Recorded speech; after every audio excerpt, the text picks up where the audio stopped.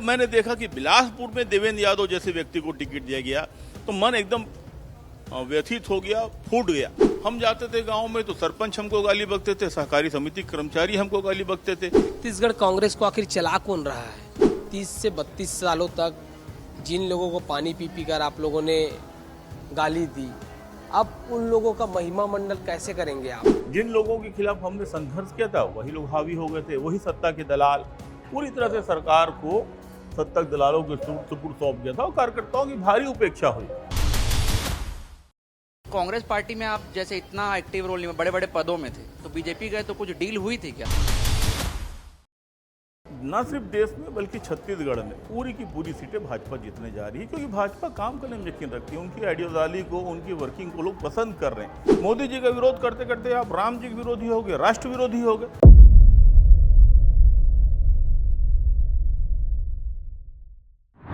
विस्तार न्यूज के विशेष कार्यक्रम गेस्ट इन न्यूज रूम में आज हमारे साथ आने वाले हैं चंद्रशेखर शुक्ला, जिन्होंने हाल ही में कांग्रेस छोड़ा है।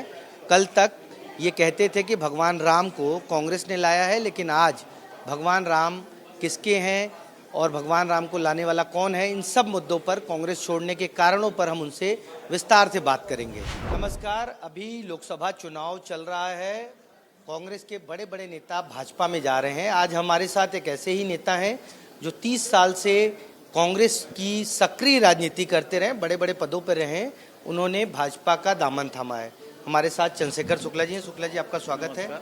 विस्तार न्यूज का न्यूज रूम जो है आप देख रहे हैं, कैसा लग रहा है आपको न्यूज रूम? पत्रकारिता में नए आयाम को स्थापित करते हुए और मूल पत्रकारिता की पुनः स्थापना के लिए विस्तार टीवी का जो चैनल आज दिख रहा है वो बेहद ही आकर्षक है। और ऐसा लग रहा है कि निश्चित तौर पर अब हर छत्तीसगढ़िए की बात शासन, प्रशासन और देश विदेश तक पहुंचेगी, और इसके लिए मैं आपको बहुत बधाई देता हूं।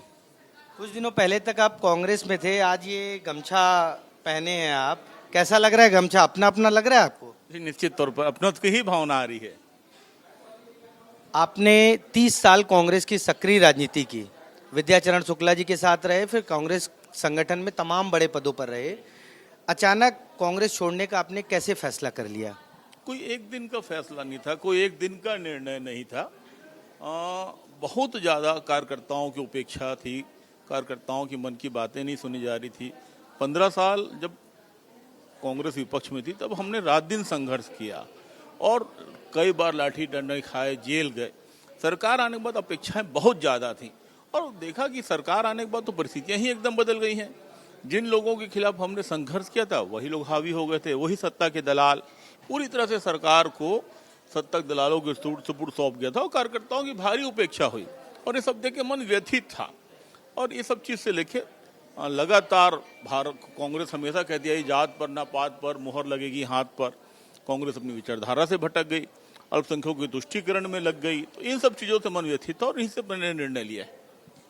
नहीं तो आप 30 साल तक उसी विचारधारा के साथ थे, अचानक ये तो प्रोसेस जो पार्टी कर रही है, जो पार्टी का विजन है वो तो था ही, अचानक ऐसा क्या हुआ? विधानसभा चुनाव हारने के बाद आपने इतना बड़ा स्टैंड कैसे ले लिया? नहीं, मन में दुख तो था, लेकिन कहीं ना कहीं मन में एक इंसानी प्रवृत्ति होती है, डर और लोभ दोनों ही था। कहीं टिकट नहीं मिलने के कारण जो नाराजगी थी उसका असर तो नहीं है? वही बता रहा हूँ, हर आदमी की एक प्रवृत्ति होती है, डर और लोभ दोनों ही मन में था। डर इस बात का था कि जिनके साथ रहा हूँ उनका साथ छूट जाएगा, डर इस बात का था कि नए परिवेश में जाऊंगा तो सम्मान उम्मान मिलेगा कि नहीं मिलेगा, लोभ भी था कुछ ना कुछ। देखिए, जब हम राजनीति में आते हैं तो मन में कहीं ना कहीं रहता है कि मैं एक उच्च स्तर तक पहुंचूं। उच्च स्तर तक इसलिए नहीं पहुंचना है कि मुझे कुछ चाहिए या आर्थिक फायदा होना चाहिए। मन में लालसा होती है कि अपने क्षेत्र के लिए, अपने समाज के लिए, अपने परिदृश्य के लिए कुछ हम अलग कर सके, और इसी भावना से राजनीति में आए थे। जब वो सब पूरी नहीं हुई और बाद में देखा कि लगातार कार्यकर्ताओं की उपेक्षा हो रही थी, ये बात भी ठीक है कि टिकट वितरण से मैं थोड़ा दुखी तो था, लेकिन मैंने अपने मन को मना लिया था जैसे तैसे। लेकिन जब मैंने देखा कि बिलासपुर में देवेंद्र यादव जैसे व्यक्ति को टिकट दिया गया तो मन एकदम व्यथित हो गया, फूट गया। एक स्थानीय यादव को छोड़ के सिर्फ इसलिए कि आपको अपना चलाना है, थोपना है, जबकि सबको पता था कि वो वहाँ नहीं जीतेगा, आपने टिकट दे दिया। अभी तो चुनाव हुआ नहीं, आप बोल रहे हैं नहीं जीतेगा, मतलब पहले से तय है कि बिलासपुर में बीजेपी जीतेगी? 100% न सिर्फ देश में बल्कि छत्तीसगढ़ में पूरी की पूरी सीटें भाजपा जीतने जा रही है, क्योंकि भाजपा काम करने में यकीन रखती है। उनकी आइडियोलॉजी को, उनकी वर्किंग को लोग पसंद कर रहे हैं और इन्हीं भावनाओं के साथ पूरे देश की युवा जनता उनके साथ है। तो आपको नजर आ रहा है, आप गाँव तक जा रहे हैं, आप देख रहे होंगे बड़े बड़े नेता बीजेपी में जा रहे हैं कांग्रेस छोड़ के। तो बहुत लोग बोलते हैं, जैसे आप 30 साल से कांग्रेस में थे, तो कांग्रेस पार्टी में आप जैसे इतना एक्टिव रोल में बड़े बड़े पदों में थे, तो बीजेपी गए तो कुछ डील हुई थी क्या? लोग जानना चाहते हैं। नहीं, कोई डील नहीं हुई। वहाँ भी कार्यकर्ता था, यहाँ भी कार्यकर्ता बन के आया हूँ। जो प्यार सम्मान मिलेगा, जो काम का अवसर मिलेगा वो करूँगा। तो क्या एक कारण था, एक कारण बताइए जो आप बीजेपी ज्वाइन कर लिए। बताया ना, इस देश में दो ही विचारधारा की राजनीति है, एक कांग्रेस एक भाजपा की। कांग्रेस अपने गर्त में जा रही, अपनी आइडियोलॉजी को भूल चुकी है, और एक भाजपा ही है जिसने देश को अग्रणी बनाया है, देश को सुरक्षित बनाया है, युवाओं को, नौजवानों को असर दिया है। तो इसलिए मैंने भाजपा ज्वाइन किया। जिसके एक कारण ये भी लग रहा है कि आपको टिकट नहीं दिया, उससे आप नाराज होकर भाजपा में गए। नहीं, यदि ऐसा होता तो मैं 8 मार्च को जिस दिन टिकट नहीं मिला, जिस दिन उस दिन जाता या उसके बाद जाता। 1 महीना क्यों इंतजार करता। जी। तो चंद्रशेखर जी, आपने कहा धरसीवा क्षेत्र में आप काफ़ी एक्टिव हैं। रायपुर लोकसभा से भी कांग्रेस ने विकास उपाध्याय को उम्मीदवार बनाया, जो चुनाव हार गए हैं, विधानसभा चुनाव। उस पर क्या कहना है? क्या रायपुर लोकसभा से भी आपकी दावेदारी थी, या सिर्फ बिलासपुर की नाराजगी के कारण ही पार्टी छोड़ दी है? नहीं, मैंने दावेदारी महासमुंद से की थी, और मेरे को तो महासमुंद के 32 में से 26 ब्लॉक अध्यक्षों का, 3 जिला अध्यक्षों का, पूरी वहाँ की सारी युवा, छात्र, सबका समर्थन था। लेकिन उसके बाद भी कांग्रेस पार्टी ने मुझे इस लायक नहीं समझा, कार्यकर्ताओं की नहीं पूछी, अपने ऊपर से प्रत्याशी थोप दिया गया। मुझे तो कांग्रेस के वरिष्ठ नेताओं ने, यहाँ तक कि कांग्रेस के प्रभारी सचिन पायलट जी ने भी आश्वस्त किया था कि आपको अवसर मिलेगा। तो आखिर किसके कारण आपकी टिकट कट गई? सचिन पायलट ने आश्वस्त किया, बड़े लोगों ने आश्वस्त किया, कौन है वो? ये तो पार्टी के बड़े नेता ही बताएंगे। नहीं, आपके पास भी तो आई होगी कुछ जानकारी। ये तो पार्टी के बड़े नेता बताएंगे। हमारे साथ खोमन साहू हैं, खोमन पूछेंगे। शुक्ला जी, मेरा सवाल है, 30 से 32 सालों तक जिन लोगों को पानी पी पी कर आप लोगों ने गाली दी, अब उन लोगों का महिमा मंडल कैसे करेंगे आप? राजनीति में अच्छा या बुरा कोई नहीं होता। राजनीति में काम करने वाले जो होते हैं, उनकी कार्यप्रणाली, उनकी नीति, उनकी रीति आपको आकर्षित करती है। जिनको गाली बका था, उस समय की परिस्थितियां क्या थी, क्या नीति थी, क्या पॉलिसी थी, जिसको मैं कहा। लेकिन वर्तमान में कांग्रेस की जो नीति रीति थी वो शोषणकारी हो गई थी। नरवा गरवा, मैंने बताया ना, 2018 के पहले जिन्होंने जी जान दे के सरकार बनाई थी, वही कार्यकर्ता 2023 में घर बैठ गए, कोई काम ही नहीं करना चाहता था, सभी दुखी थे। सारी योजनाएं, चाहे वो नरवा गरवा घुरवा बारी हो, चाहे राजीव गांधी युवा खेल मैदान हो, इसका माध्यम सिर्फ भ्रष्टाचार किया गया। कभी किसी कार्यकर्ताओं को लाभ नहीं मिला, और इसी वजह से दुखी होके मैंने पार्टी छोड़ने का निर्णय लिया। छत्तीसगढ़ कांग्रेस को आखिर चला कौन रहा है? यही तो यक्ष प्रश्न है, यही तो यक्ष प्रश्न की चलाक कौन रहा है। क्योंकि चलते हुए तो नजर ही नहीं आ रही, वो तो गर्त में जाते हुए दिख रही है। आपने कहा कि सारी योजनाओं में भ्रष्टाचार है और भ्रष्टाचार है, तो ये भ्रष्टाचार का पैसा कहाँ गया, किसके पास गया? निश्चित तौर पे कांग्रेस के बड़े नेताओं ने पैसा खाया है। मैं आपसे पूछता हूँ, आपने तो देखा है ना, नरवा गरवा घुरवा पर एक नाम पे कितना प्रोपेगेंडा खड़ा किया गया। आज आप रायपुर से बाहर कहीं भी चले जाए, पूरे प्रदेश में चले, 11,000 गौठान बनाए। आज जाए आप, कहीं गौठान नहीं दिखते। 4 महीना नहीं हुआ, गौठान कोलैप्स हो गया, समाप्त हो गए हैं। वो गौठान गए कहाँ, जिनके नाम पे हजारों करोड़ रुपए पंचायतों से निकाले गए। सारे सरपंच तरस गए, पैसा उनके मूलभूत की राशि से अकाउंट से निकाल के नरवा गरवा घुरवा बारी में डाल दिया गया। सारी सोसाइटी के कर्मचारी इस बात से परेशान थे कि उनको वर्मी कंपोस्ट के नाम पे मिट्टी बेचने के लिए मजबूर किया जाता था, और वो रोज सुबह शाम किसानों से गाली खाते थे। आप जाके देखिए कि वो जो पैसे हैं जो केंद्र से आते थे, लगभग 30,000 करोड़ का घोटाला हुआ है। जल संसाधन, जल को संधारण के नाम पे, नरवा स्कीम के नाम पे, कैंपा में जो पैसा आया था फॉरेस्ट में, लगभग 15,000 करोड़ का घोटाला। कहीं भी आपको छोटे लोकल बांध का संधारण नहीं दिखेगा, कहीं भी आपको नए डेवलप जल स्रोत नहीं दिखेंगे। आपने भी दिखाया, सारे अखबार भी छाप रहे, छत्तीसगढ़ में जल संकट गिरते जा रहा है। 80 फीट से ज़्यादा वो चला गया वाटर लेवल। तो ये पैसे गए कहाँ पिछले 5 साल में जो जल संसाधन के नाम पे खर्च किए गए? देखिए, नरवा गरवा जो स्कीम थी वो विशुद्ध रूप से पूर्व मुख्यमंत्री भूपेश बघेल की ड्रीम स्कीम थी। जी। उनकी थी और उसमें भ्रष्टाचार हुआ। मतलब आपका आप सीधे खुलकर क्यों नहीं कहते कि उन मुख्यमंत्री और उनके लोगों ने भ्रष्टाचार किया है? मैंने तो कहा ना, पैसे बड़े लोग ही खाए हैं, मुख्यमंत्री खाए हैं, मंत्री खाए हैं, दिल्ली तक गया है पैसा। मतलब भाजपा जो आरोप लगाती थी कि एटीएम है भूपेश बघेल यहाँ के, वो सिद्ध है। आप जाके खुद देखिए इस बात को। जिस व्यक्ति को, मृगेन जी मुझे एक बात बताइए, कोई भी आदमी काम जो करता है अपने विचारधारा से अपने शौक के अनुरूप करता है। आप भी पत्रकारिता करते, कहीं ना कहीं जीविका उपार्जन आपका लक्ष्य है।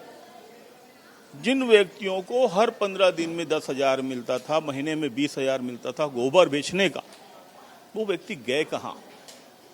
मेरा प्रश्न है आपसे, वो व्यक्ति गए कहाँ जिनको हर महीने 20,000 रुपये मिलता था गोबर बेचने के नाम पे? वो आवाज क्यों नहीं उठा रहे हैं कि हमारी सरकार चली गई तो हमारे गोबर खरीदना बंद हो गया? वो वर्मी कंपोस्ट बनाने वाले कहाँ गायब हो गए हैं? वो गोबर बेचने वाले, वो वर्मी कंपोस्ट बनाने, वो गोबर सकेलने वाले, वो सब लोग गए कहाँ? मैं तो कह रहा हूँ घोटाला घोटाला के नाम पे बहुत बड़ा घोटाला किया गया है। नरवा गरवा गरवा बारी सुनने में बहुत आकर्षक की स्कीम लगती थी। इसके तो स्थापना जब हुई तो हमारे किसान कांग्रेस में उस समय प्रदेश अध्यक्ष था, हमने ही इसका प्रचार प्रसार किया था, लेकिन हुआ एकदम उल्टा। तो दुख तो होता है जब अपने छत्तीसगढ़ महतारी का शोषण होते हम अपनी आंख से देखें, तो कब तक देखिए और कैसे देखिए?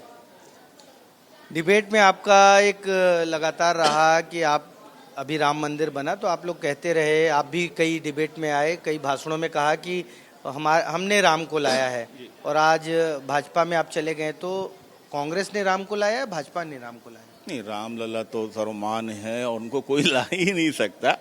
रामलला तो सबके, उनके आशीर्वाद से हम सब आए हैं।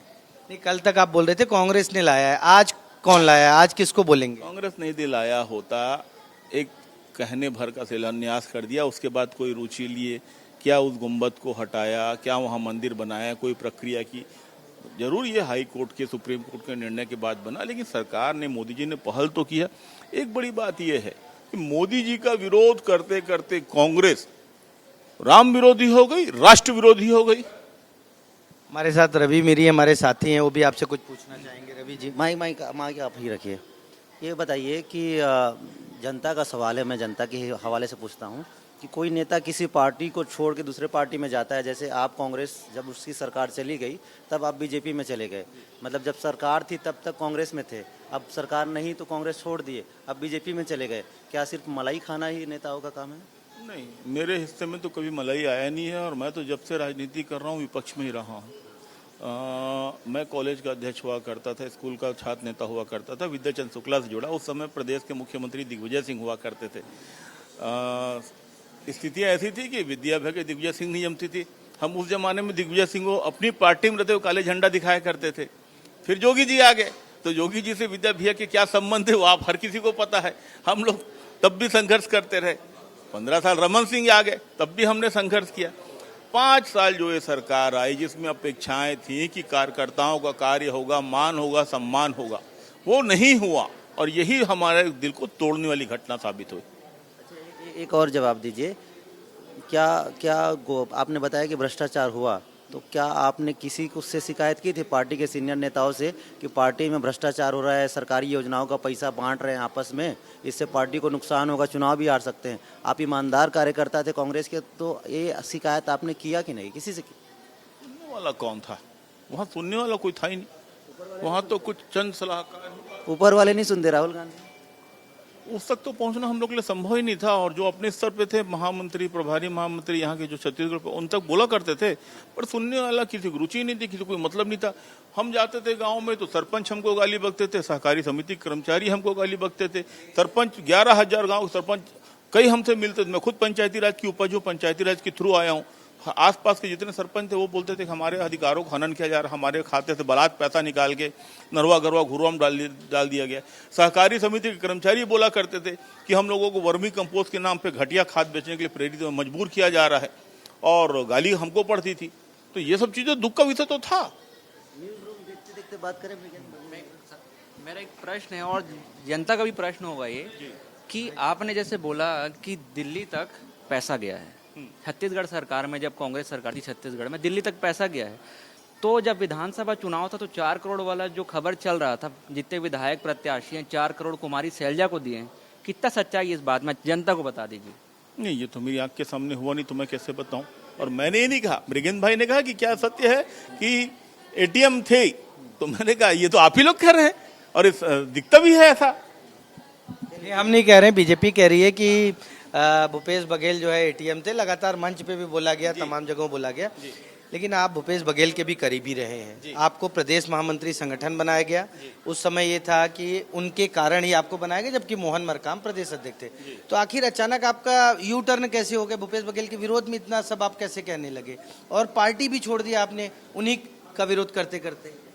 नहीं, मैं उनका विरोध नहीं, ये तकनीकी चीज है कि पार्टी में जो कार्यकर्ताओं का अपमान हुआ, कार्यकर्ताओं की जो उपेक्षा हुई और पार्टी अपनी विचारधारा से पूरी तरह बदल गई।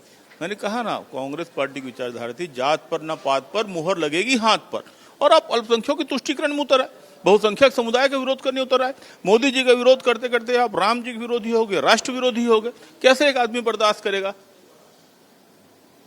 कुल मिला के जो देश में पॉलिटिक्स चल रही है उसके खिलाफ कांग्रेस जा रही है, आप यही कहना चाह रहे हैं। और आप लोगों को कांग्रेस छोड़ने का कारण भी यही है कि कांग्रेस अपने विचारधारा से पूरी तरह हट चुकी है। ये वो कांग्रेस नहीं है जो महात्मा गांधी की कांग्रेस हुआ करती थी। अब किसकी? राहुल गांधी की कांग्रेस है? अब ये तो वामपंथियों की कांग्रेस है, ये तो ओवैसी की कांग्रेस है। ये कैसे कह सकते हैं आप? अब वैसे ही लोग हावी है कांग्रेस में। बताया ना, तुष्टीकरण की राजनीति चल रही कांग्रेस में, तो कांग्रेस में तो उन्हीं का बोलबाला रह गया। आपके साथ किस तरह का भेदभाव होता था आपके ऑफिस में, कांग्रेस पार्टी के भीतर में? कैसे, मतलब उसको थोड़ा समझाएंगे तभी तो समझ में आएगा जनता को।